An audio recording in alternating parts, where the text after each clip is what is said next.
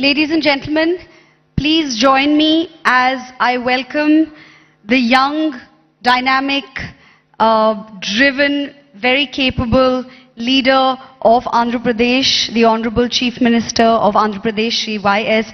Jagan Reddy Garu, who works tirelessly for his people, not resting a moment to celebrate what has been achieved and moving on effortlessly to the next endeavor for the betterment of the state of Andhra Pradesh and thereby the well-being of the people of Andhra Pradesh. I think he understands well that the development of the state goes hand in hand with the development of the people of the state, and to that end he's here today to engage with all of you industrialists of the state and beyond. The Honorable Chief Minister is accompanied by some ministers, MLAs, MLCs and MPs. Some of the ministers are Srimati Vidala Rajani Garu, Honorable Minister for Health and Family Welfare District in charge, Sri Adimulapu Suresh Garu, Honorable MAUD Minister, Sri YV Subbareddy Garu, Honorable ex-MP and TTD Chairman, Sri Karnam Dharmasri Garu, Honorable Whip, Sri Botsa Satyanarayana Garu, Honorable Education Minister, Srimati Golagani Harivenkata Kumari Garu, Honorable Mayor of Visakhapatnam. These are the ministers accompanying the Chief Minister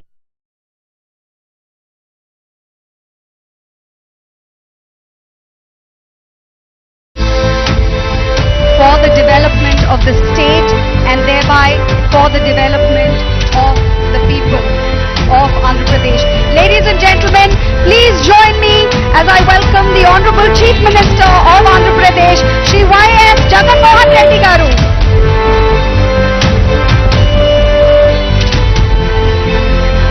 Thank you very much, sir, for joining us.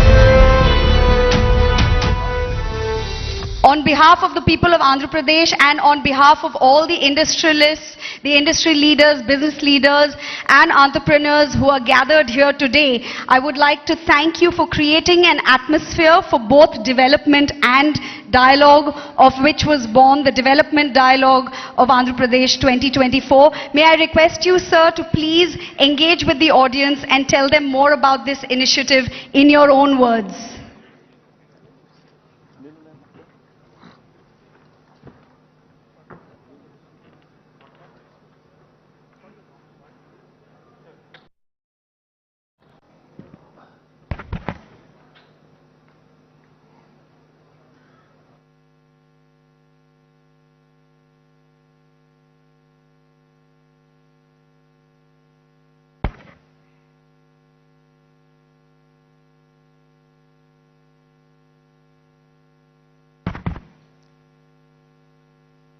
Distinguished industry leaders, colleagues in the state cabinet and esteemed guests. I think koncham Telugu, koncham English, I think I'll go together. Target audience is just not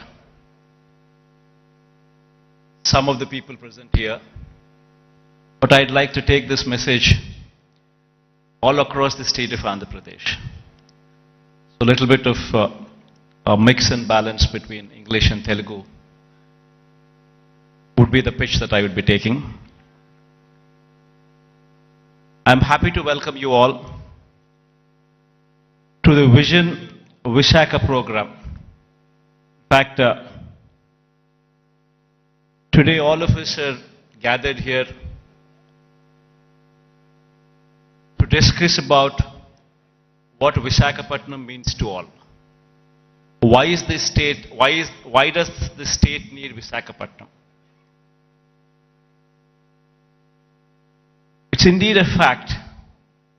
Post bifurcation, the successor state, that is the current state of Andhra Pradesh, has rendered a more an agrarian one. In fact, if one were to compare the figures of what the average contribution of primary sector into GSDP were to be at the national level when compared to the agriculture sector, we would come across a figure of 17 to 18% at the national level. Whereas when it comes to our state, we're talking about a figure of 35%. On one side, it is a projection that we are an agrarian state, but on the other side, it poses a challenge that no state can survive with these numbers until and unless the secondary and the tertiary sectors grow. And the contribution of the primary sector, that the agriculture sector, comes down. That means the growth should take place in such a way that the secondary sector and the tertiary sector continues to grow in a much faster pace than the agriculture sector.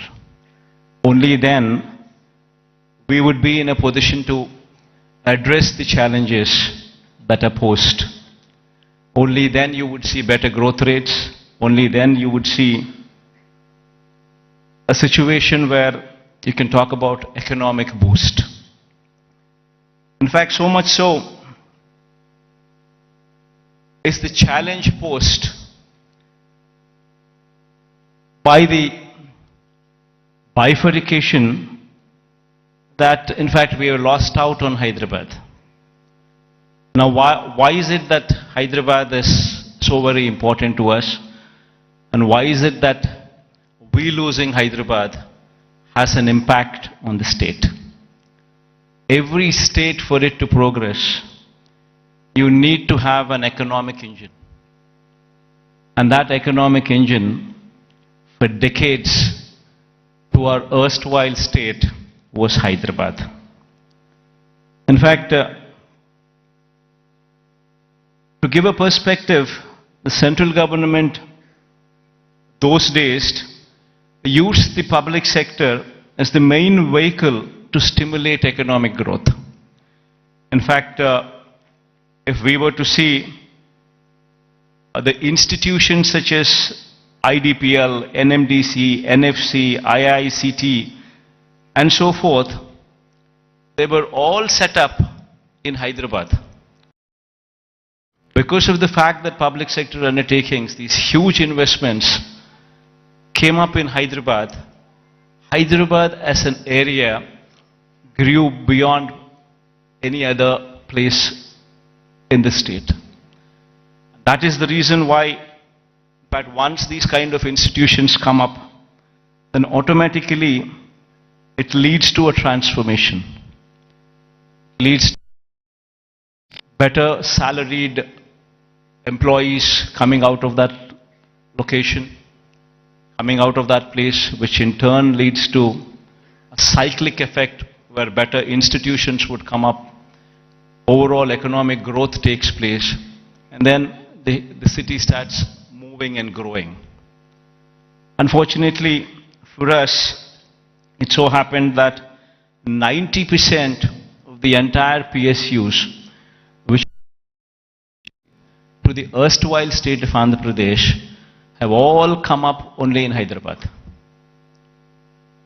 And because of that, Hyderabad grew at a much faster pace than any other place in the state.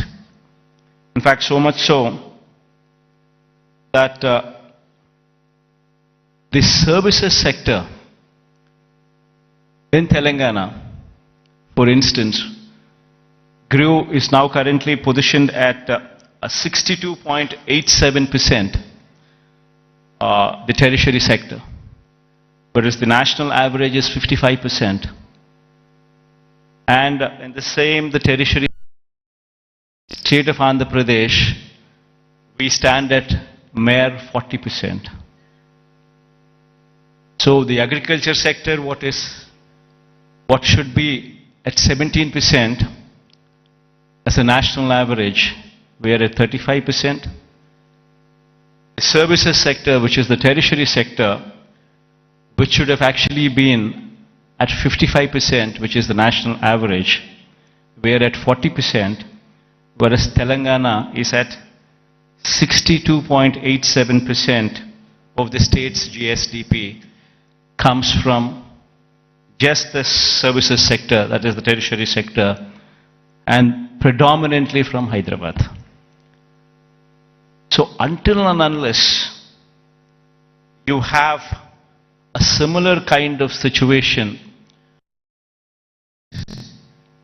the Andhra Pradesh's economy, we will never see the services, the rise of the services sector. It's only the manufacturing sector that is, we are on par with the national average, which is 25%, which is the secondary sector. But there is a huge thrust that should be put in the tertiary sector, which should grow leaps and bounds, which is the services sector. And our dependence on agriculture gradually should come down, per se not meaning to say that the growth should come down. The growth in agriculture sector is per se not much. You do not see the kind of numbers what you see in the services sector. So it's very important for any particular state to grow. It's very important that the secondary sector, that is the services sector, that is the tertiary sector, should grow leaps and bounds.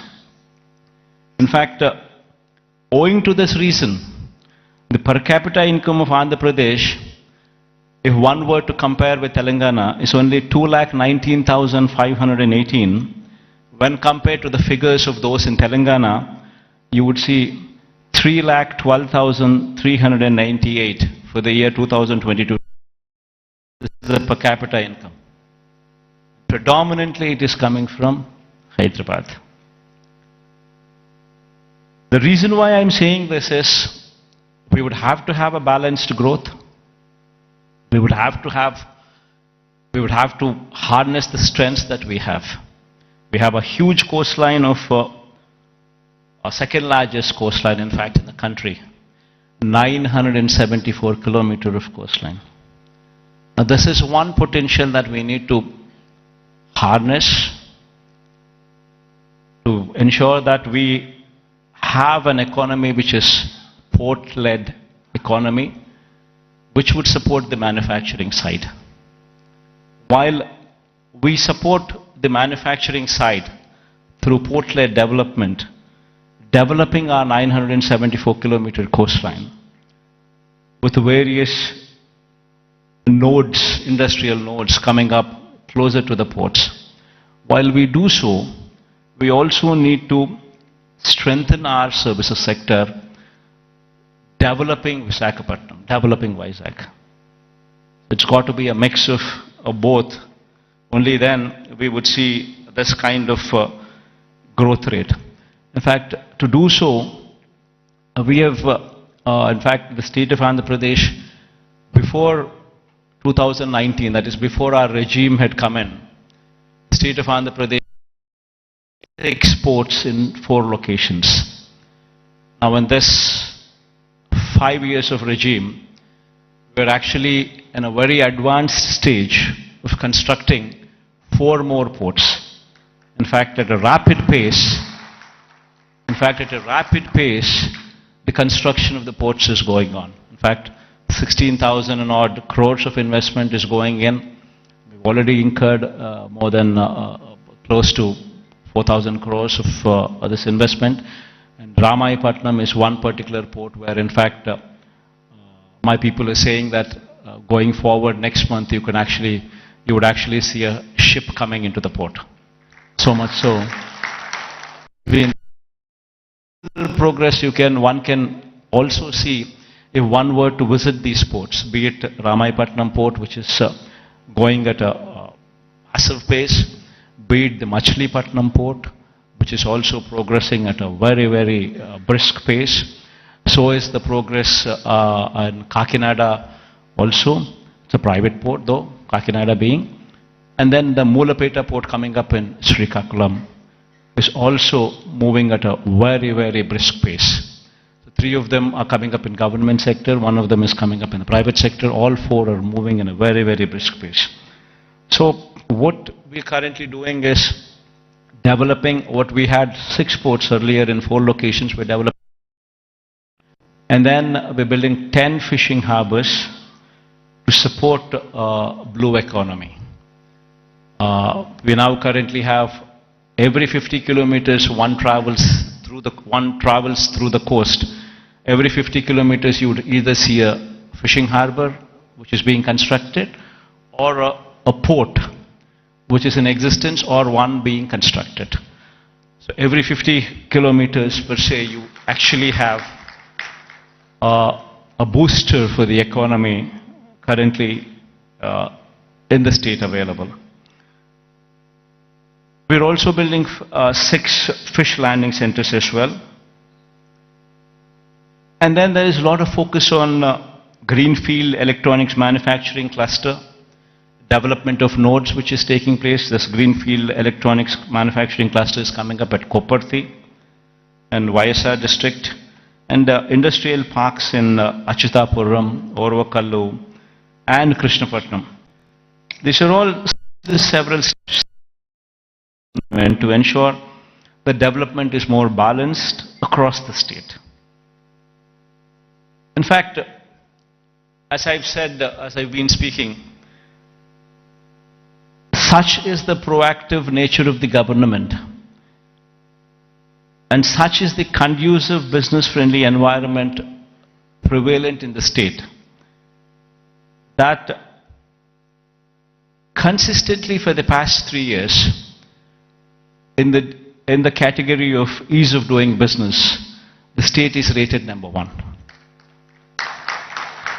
This is one major achievement that the state can boast about,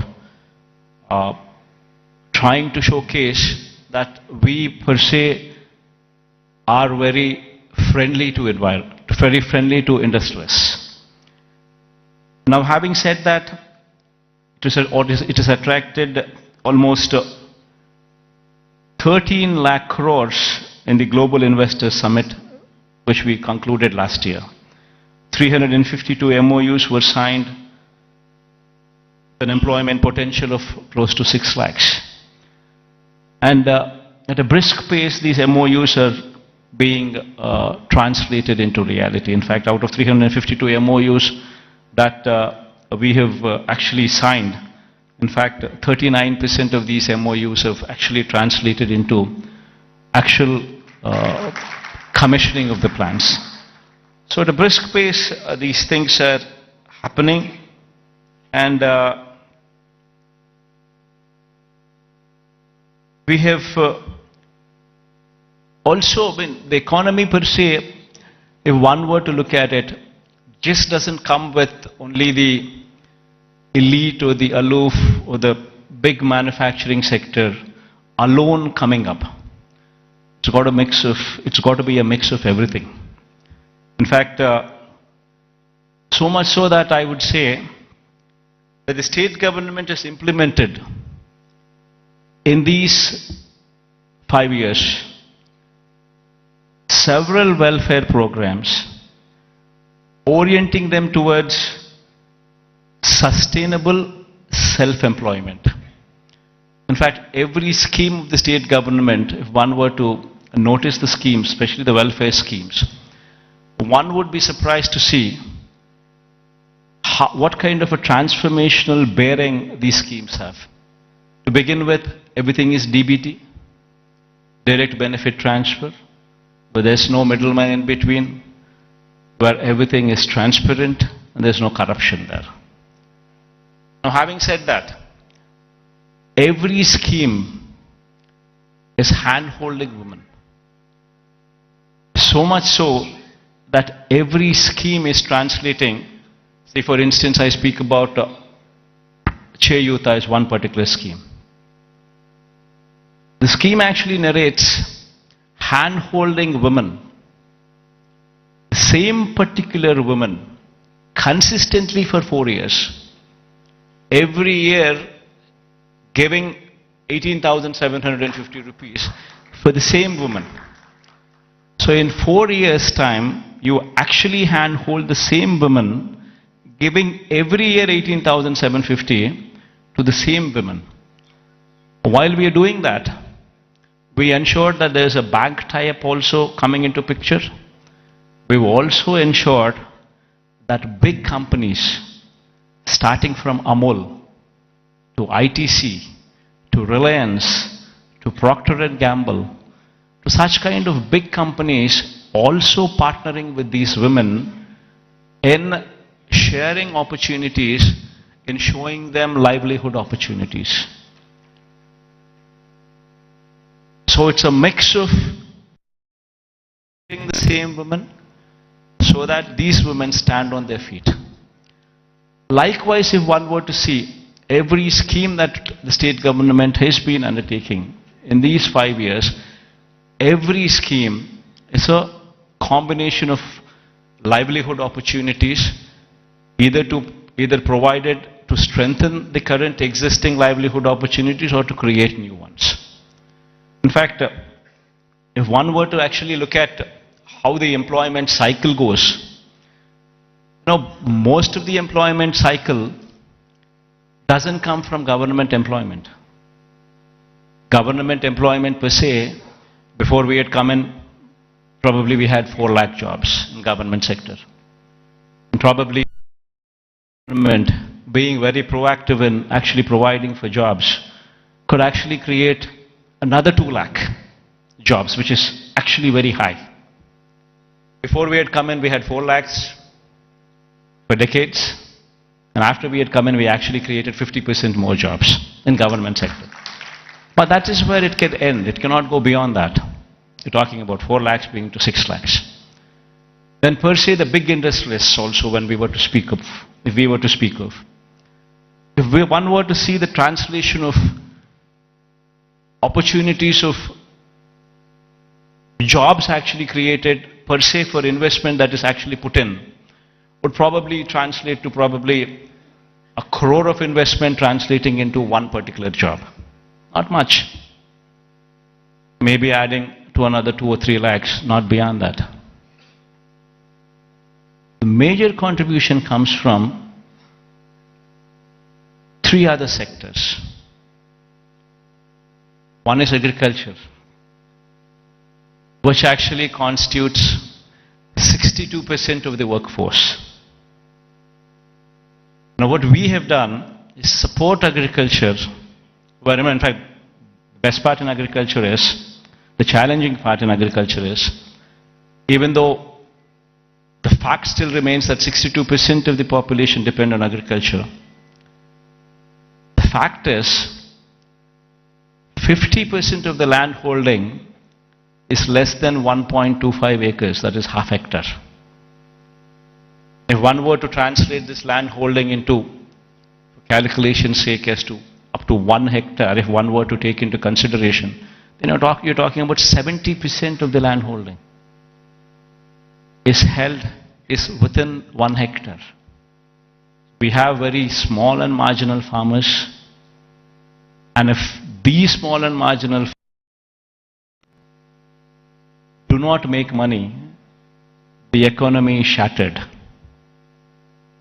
What we did, what we could actually do, is come up with those initiatives to handhold farmers through RBKs, setting up of Raitu Bharosa Kendras where every village has one, where you have an agricultural graduate sitting in those villages, in those RBKs, where everything from seed to sale of crop is handheld through these RBKs. And with such kind of micromanagement, also incentivizing farmers with production incentives as well, that farming sector could survive. This is one major sector which actually comes to give you a support for the employment.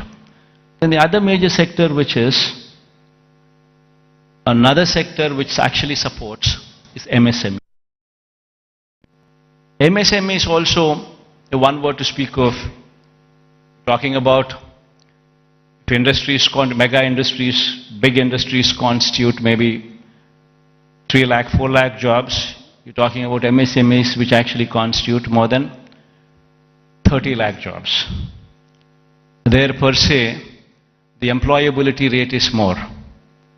Every MSME is small, but yet employs more number of people when conversion ratio takes place from investment perspective. But these 30 lakhs, these 3 lakhs, these 4 lakhs, these are not the numbers. Dominantly self-employed sections. Self-employed sections constitute a primary more than 1.5 crore population, which actually doing well for the economy to do well. And through various schemes, various platforms, we've ensured that these self-employed sections are handheld, given support through various schemes. You know, before, I'll give you an example. Before we had come in, we were talking about self-help groups, which actually constitute more than 1 crore of women. Before we had come in, these self-help groups had an NPA and outstanding loans to the extent of 18%. Today, the same self-help groups, the outstanding loans and the NPAs, if one were to look at in this sector now, it is just 0.3%. And 1 crore of women, livelihoods are dependent on that. Same word, if one were to see the same thing, and every scheme like Vahana Mitra, which talks about self-employed sections who actually are driving the cabs or actually driving the autos. If economy there fails, the entire state fails. We're talking about barbers. We're talking about so many sections running into lakhs, and together running into crores, which actually have been supported so as to render phenomenal growth rate. In fact, when we had come in 2018-19, our state was figuring probably the least among the states in growth rate, in GSDP growth rates. The last year numbers, if one were to say, we are figuring in top 5 states in the country. If GSDP growth rate were to be figured in. Similarly, every initiative that we've taken in supporting every sector, the MSMEs for instance, our state can boast about that we had ensured that timely MSME incentives were given even during the times of COVID. That actually protected the MSME sector, so much so that today the kind of growth that we have seen in MSE sectors was so unprecedented in the state of Andhra Pradesh.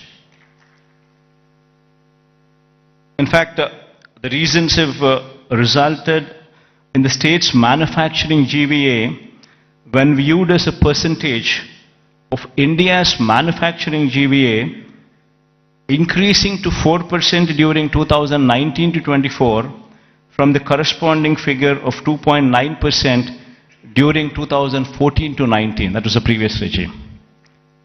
That is the kind of GVA contribution. State's manufacturing GVA to a percentage of India's manufacturing GVA, if one were to compare. We're actually contributing 4% now versus in the previous regime, contributing to only 2.9% in those days. As I've said, the state's services sector contributes to only 40% of the state's GVA when compared to the national average of 55% and when compared to Telangana's state's average of 63%. Now this is a position that was occasioned by the state's bifurcation that has deprived Andhra Pradesh of Hyderabad city and the economic benefits associated with it. Now, how do we bring about a change that will actually help boost the state's economy? Now, what do we do about Vizag? Now, how do we boost Vizag's growth story so that ultimately we come across a situation where at least 10 years down the line, starting today, at least we compete with Hyderabad or we compete with Bangalore or we compete with Chennai. So what exactly does Vision Vizag, Vision Visakha mean? So until and unless we think in those terms, until and unless we have passion for this particular place, for this particular city, this vision can never be visualized, can never be obtained, can never be realized. A lot of people, in fact, when I speak of these words, when I say the first thing what anybody should be doing is to come and stay here as a chief minister. If I were to say this, unfortunately we have an opposition in the state. We all and also a negative media with vested interests who support the opposition. I think many of you also are aware of it. That they make such a hue and cry that in fact that we shifting over to Vizag, they try to make an issue out of it, saying that somebody is coming to Vizag because they want to grab the lands here. They want to do that, they want to do that. And these kind of stories shamelessly are written, shamelessly are projected. And all for what? So they don't want the chief minister to come here. They go to the court, court cases are filed. All for what? They don't want chief ministers to come here. Now why? Because if the chief minister comes here, will grow. Because there's ownership which is going to come for this area. There will be a christening of the city as executive capital.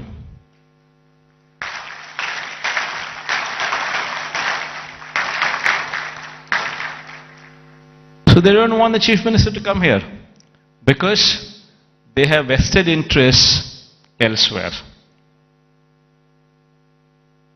They bought land before the capital could be announced elsewhere.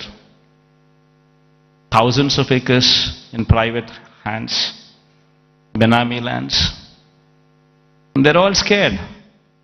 The moment this becomes the executive capital, the land rates there would further plunge.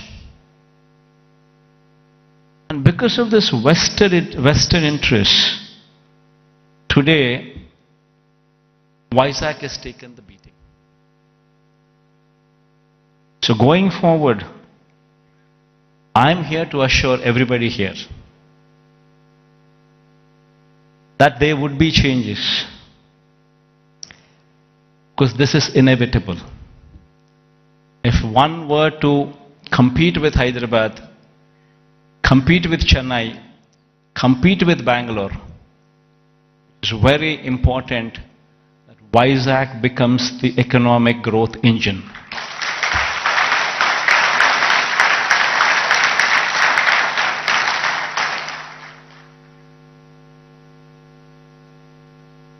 That is, in fact, if I were to have any vested interest, probably I would be speaking about Kadapa.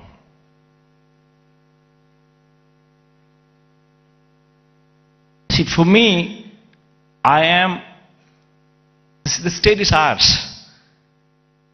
To everyone here. And one in my place should think in terms of what is good for the next generation. How would we want our children to be positioned?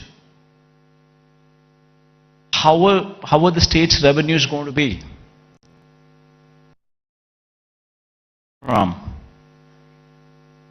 And how exactly can we boost these revenues to support the growth of Andhra Pradesh? If we do not think like this in terms of growth for Vizag, then who would think? If the vision of the leader is wrong, if the vision of the leader is negative, then Vizag today, unfortunately, only person standing for Visakhapatnam as executive capital is only me.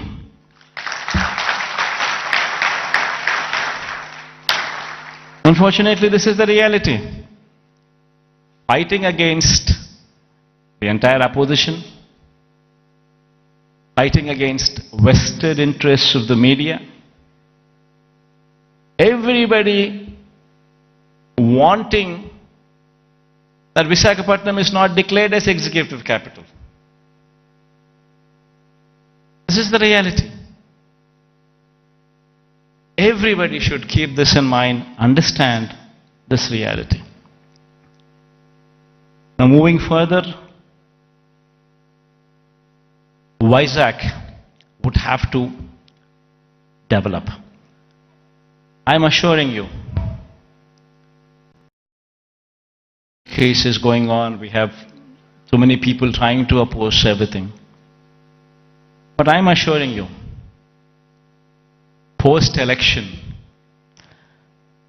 my stay would be in Vizag.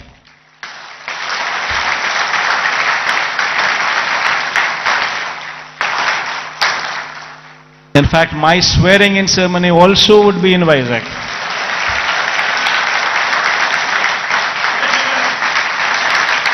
This is my commitment to Vizag. And now, what is the vision for Vizag? See, we need to have a 10-year vision. We would have to own this city, christen the city as executive capital, become part of the city, and have a 10-year vision. You know, we need to have a roadmap which is workable, which is doable. It cannot be a roadmap where we just dream big but yet achieve nothing, because it is impractical. Not so. We need to have a practical solution, we need to have a practical approach, and we need to have a vision which is realizable in 10 years' time.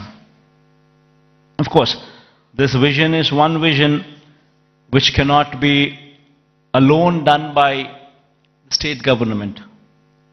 It would have to be the state government, it would have to be the central government, it would have to be a PPP model, it would have to be encouraging private people also to become part of the vision.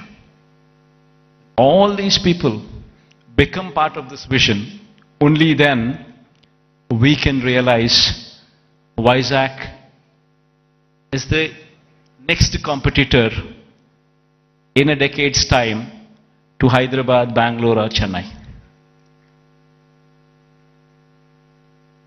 In fact, why I was opposed to the idea of having Amaravati as a capital. There is nothing against it. In fact, I am one person who advocates the view that Amaravati should also have a legislative capital. And in fact, I am also one person who advocates the view that Kurnool should also have a judicial capital. Nothing against it. But then, the fact of the matter is, Amaravati is on a virgin land. 50,000 acres of barren land. Nothing there. And according to them, just to provide for the basic infrastructure, that is these roads, the water, electricity, and these kind of basic infrastructure alone, according to their own calculations, with the DPR that they have produced, costs almost 2 crores per acre, which is on a 50,000 acres of barren land. If one were to just lay these basic infrastructure requirements put in place, we're talking about 1 lakh investments, 1 lakh crores of money, which would have to be put in before any buildings could come up, or before we could talk about anything else other than the basic roads or the basic electricity or the basic water or the basic stuff.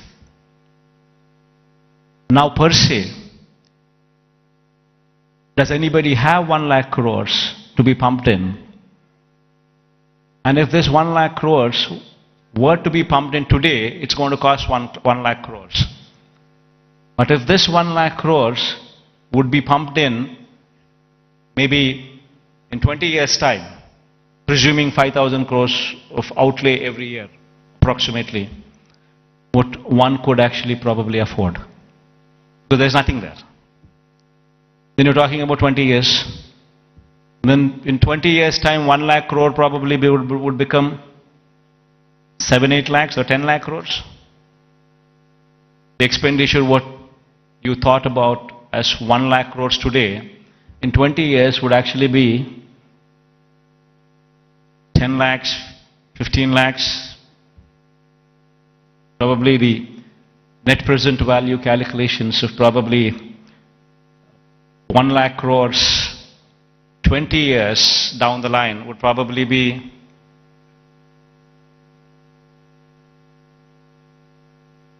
one were to calculate 1 lakh crores today, 20 years down it would be 10 lakhs, 15 lakhs, 20 lakh crores. And which is going to be a dream chasing. You would never be anywhere. That is the reason why I say I'm nothing against it. It's only something that we can't do it. Whereas here in Vizag we have a place which already has this basic infrastructure. We already have roads. We already have good roads. We already have electricity, good electricity. We have good water connections. We have good everything. Basic infrastructure is already put in place.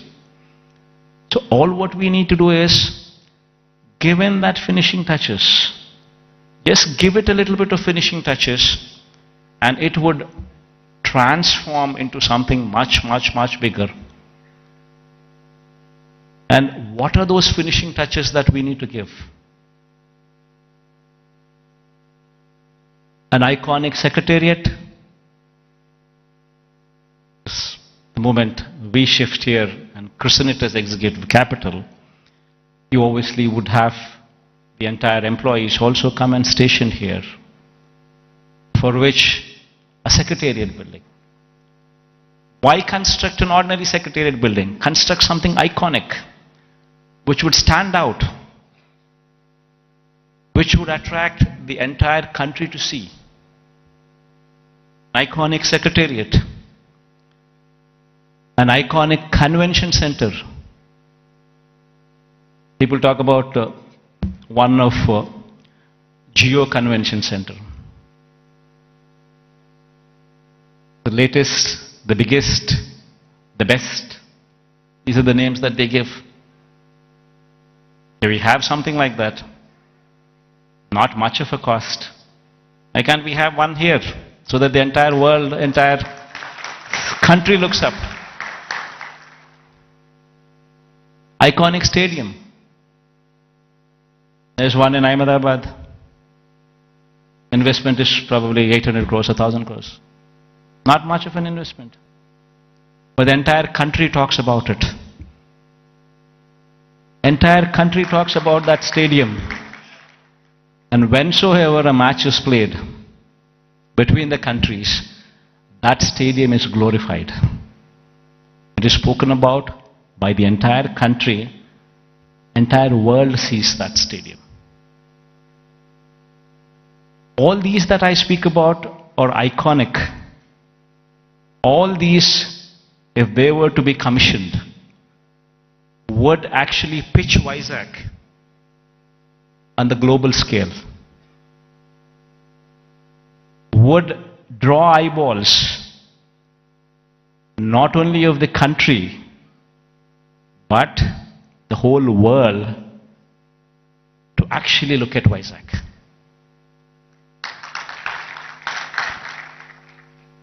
What we have envisioned for Vizag, iconic secretariat, iconic convention center, iconic stadium, Institute of Emerging Technologies. One beautiful institute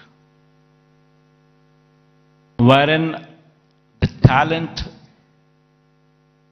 for any emerging technologies is tutored here. If our students could be given that kind of skills, tutored here, this would be positioned as something else. We have the Bhogapuram International Airport coming up. At a very brisk pace, the work is happening. And within the next 15 months or 18 months, this project would actually see the light of the day. It's moving at a very brisk pace. Then connectivity to the Bhogapuram International Airport.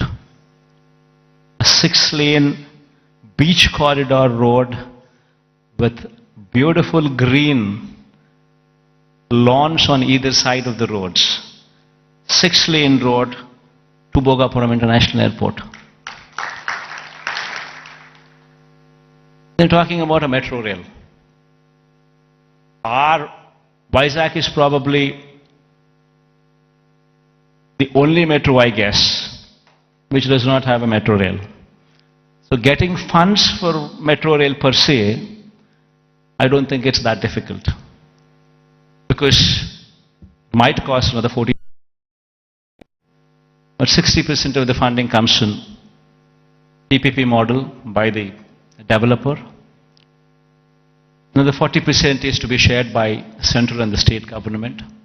Central shares 20%, state shares 20% of the 14,000 crore investment. Of course, we are pushing for the entire 40% to be borne by the central government. That's a different story. But even if that doesn't happen, we're still talking about 20% contribution from the state government. And then you could actually see a 14,000 crore metro rail project also take off. Then we're building a Molapet port in Srikakulam. Within the next 1 year, the port will start functioning. And we have Vizag, Bhogapuram International Airport, which is 30 kilometers from the airport. And then from there, the Molapet port is just another 110 kilometers or so. So you have entire corridor from Vizag International Airport and then Molapet port. A horizontal growth corridor which could take off, which already has an existing national highway, I think 6-lane or 8-lane highway. It's already, the works are at a brisk pace. Then you have a data center with a submarine cable which is coming from Singapore. A data center, Adani is doing it. A huge investment, 27,000 crores of investment is coming there. And since it's a private investment, and Adani is doing it, the works of the land from our side, everything that needs to be done is already done. They've already started the work, the plans are submitted. Next 5-6 years, in a staggered way, in a phased manner, they would actually ensure that this project also comes up. Then you have hospitality industry, which also needs to be looked into, which also needs to be given a little bit of boost, for which we have ensured that Oberoi and Mayfair groups have given certain bits of land for them to develop 5-star plus resorts here as well in Vizag, where Vizag is short and it doesn't have resorts. It has some good hotels, but it doesn't have resorts. So this 5-star plus category resorts by Oberoi or Mayfair would actually bridge in that gap. The land has already been given to these private people and they're already on the verge of starting the construction. And within the next 2 years or so, you would actually start them, you would actually see them commissioned. Then NTPC Green Hydrogen Project. This is also around about 30,000 crore investment of NTPC. This project, fortunately yesterday, Prime Minister virtually laid the foundation stone. So this is also going to be a reality.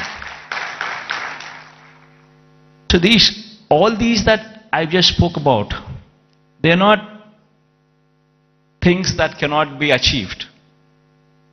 All these things can be realizable.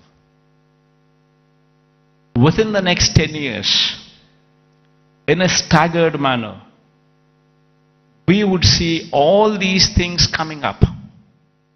Because all these things that I spoke about are not big. Something which is unimaginable. No, not so. All these things are realizable because they're not something, they do not post those numbers which would actually say they are not realizable. And there is of course one aspiration what I'm trying to negotiate with the Prime Minister also. This thing goes well, we would have this as well. A high-speed rail corridor from Hyderabad passing through Vijayawada, and then Vijayawada to Bangalore passing through Kurnool and Kadapa. But this is an aspiration. If it happens, it happens. Even if it doesn't happen, 10 years is a big enough span for us to pursue that it happens. Even though this is an aspiration currently with us, the rest of the stuff that I spoke about are all realizable. So with all these things coming up in Vizag, and the Chief Minister coming and stationed in Vizag, it would attract a lot of people to come and settle down in Vizag as well. And Vizag in 10 years' time, with all these iconic buildings taking shape, would actually compete with the best in the world, with the best in India, definitely for sure. In fact, my people have gone ahead and given a presentation to this effect. We can all watch, myself included. I'll also be sitting with you on the other side. Let's cheer the officials also for actually putting in this kind of energy and effort. Because it takes a lot of passion to actually be involved. What needs to be done for Vizag? How do we do it? And center. The latest, the biggest, the best. These are the names that they give. Here we have something like that. Not much of a cost. Why can't we have one here so that the entire world, entire country looks up? Iconic stadium. There's one in Ahmedabad. Investment is probably 800 crores, 1,000 crores. Not much of an investment. But the entire country talks about it. Entire country talks about that stadium. And whensoever a match is played between the countries, that stadium is glorified. It is spoken about by the entire country. Entire world sees that stadium. All these that I speak about are iconic. all these, if they were to be commissioned, would actually pitch Vizag on the global scale, would draw eyeballs not only of the country but the whole world to actually look at Vizag.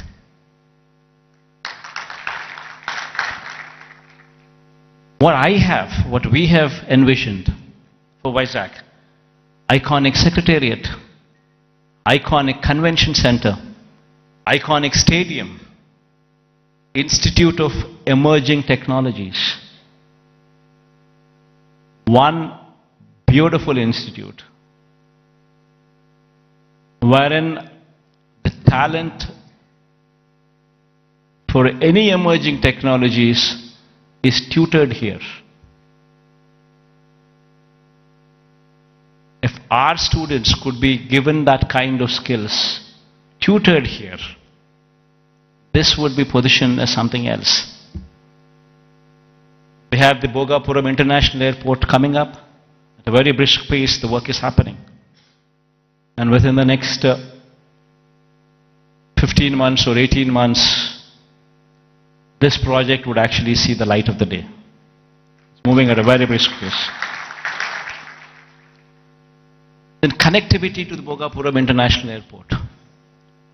A 6-lane beach corridor road with beautiful green lawns on either side of the roads. 6-lane road to Bhogapuram International Airport. They're talking about a metro rail. Our Vizag is probably the only metro, I guess, which does not have a metro rail. So getting funds for metro rail per se, I don't think it's that difficult. Because it might cost another 40, but 60% of the funding comes in PPP model by the developer. Another 40% is to be shared by central and the state government. Central shares 20%, state shares 20% of the 14,000 crore investment. Of course, we are pushing for the entire 40% to be borne by the central government. That's a different story. But even if that doesn't happen, we're still talking about 20% contribution from the state government. And then you could actually see a 14,000 crore metro rail project also take off. Then we're building a Molapet port in Srikakulam. Within the next 1 year, the port will start functioning. And we have Vizag, Bhogapuram International Airport, which is 30 kilometers from the airport. And then from there, the Molapet port is just another 110 kilometers or so. So you have entire corridor from Vizag International Airport and then Molapet port. A horizontal growth corridor which could take off, which already has an existing national highway, I think 6-lane or 8-lane highway. It's already, the works are at a brisk pace. Then you have a data center with a submarine cable which is coming from Singapore. A data center, Adani is doing it. A huge investment, 27,000 crores of investment is coming there.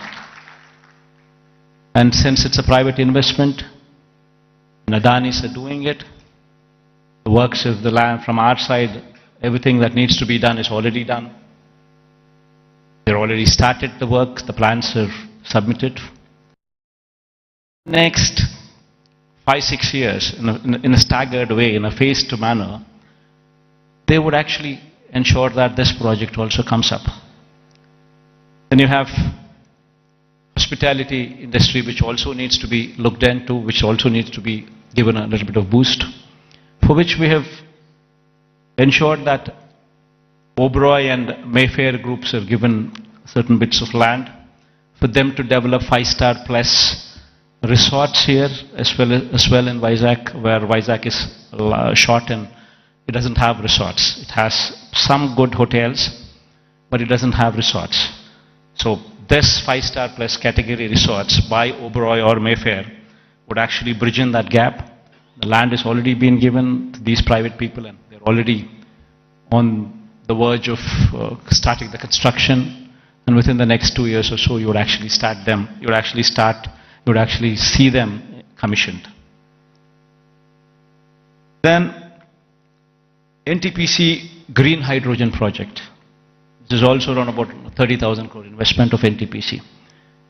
This project, fortunately yesterday Prime Minister virtually laid the foundation stone. So this is also going to be a reality. So all these that I just spoke about, they're not things that cannot be achieved. All these things can be realizable. Within the next 10 years, in a staggered manner, we would see all these things coming up. Because all these things that I spoke about are not big. Something which is unimaginable. No, not so.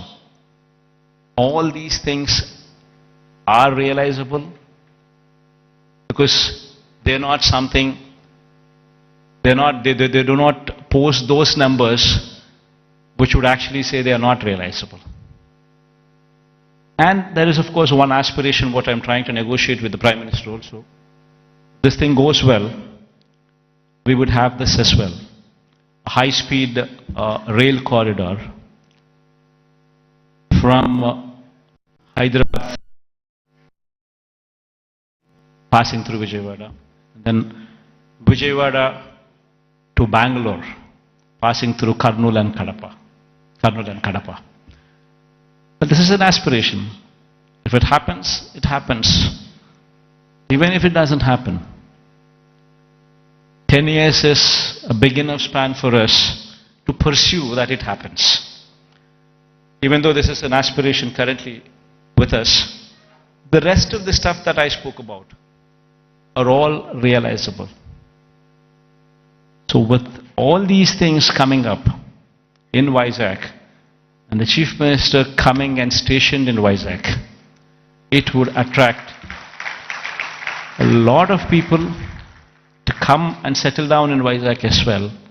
And Vizag in 10 years' time, with all these iconic buildings taking shape, would actually compete with the best in the world, with the best in India, definitely for sure. In fact, my people have gone ahead and given a presentation to this effect. We can all watch, myself included. I'll also be sitting with you on the other side. Let's cheer the officials also for actually putting in this kind of energy and effort. Because it takes a lot of passion to actually be involved. What needs to be done for Vizag? How do we do it? And it takes a lot of passion. And, in fact, when I was asked to come here, I said, fine. Because looking at their passion, I wanted to encourage them as well. And I also wanted to give a kind of confidence to the people of Vizag in particular, that yes, Vizag, in spite of all the difficulties and hurdles that were posed, we will prevail, we will survive, and we will bounce back, is what the final message would be. Thank you all for this patient hearing. I hope that we all share this dream and it will be realized at the earliest. Because I can't repeat the whole thing in Telugu. I tried, but then I thought again I'll deviate. Maybe some other occasion in Telugu. Maybe some other occasion in Telugu I would do so.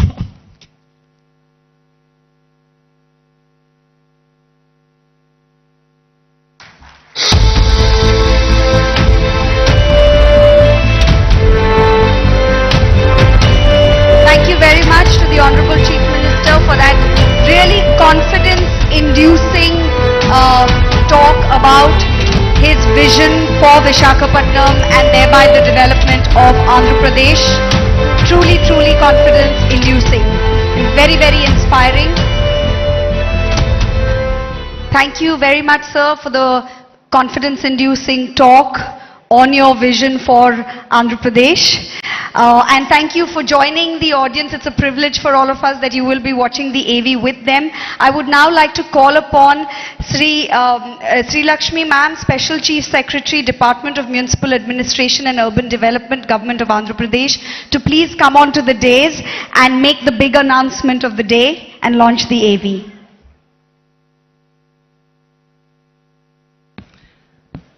I thank the Honorable CM for his brilliant address on his vision for the development of Andhra Pradesh and Visakhapatnam. As part of the development roadmap of the state, we now present the development plan for the next 5 years for Visakhapatnam and its hinterland, a magnificent film titled Vision Visakha. The film encapsulates the plans for the development of Visakhapatnam by the government by partnering with the private sector, by facilitating the private sector to grow, and also by taking up various schemes by the government. Honorable Chief Minister and august members of the audience, I now present to you Vision Visakha. There are very few cities that have emerged as the business and financial nerve centers of the world. New York